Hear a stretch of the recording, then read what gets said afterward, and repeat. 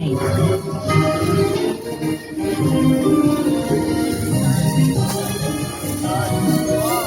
the heck? Let's fix that.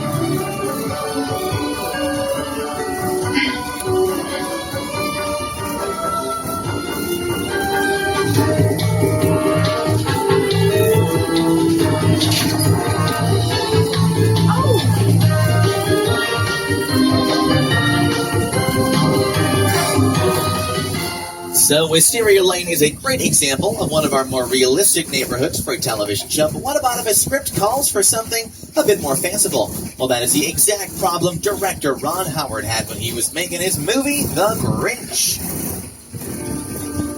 One of the biggest creative challenges that we faced on How the Grinch Stole Christmas was to bring the storybook world of Dr. Seuss to life. Some of the most talented artists in Hollywood worked for months to create a living, breathing Whoville.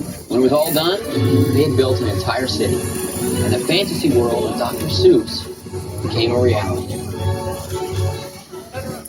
And with that, everybody, welcome now here into that fanciful world of Whoville.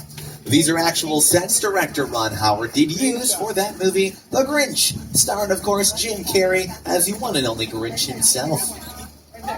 However, all of the Who's here, they need to be pretty careful. They all chose to live right next door to a real psycho.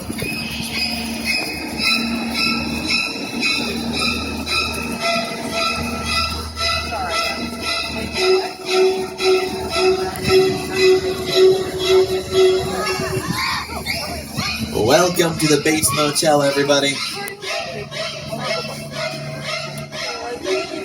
And would you looky there, that is good old Norman himself. What a treat.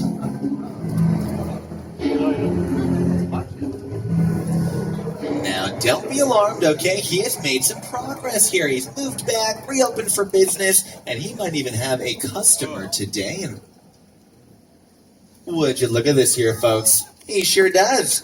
And Norman's such a nice guy, huh? He's helping us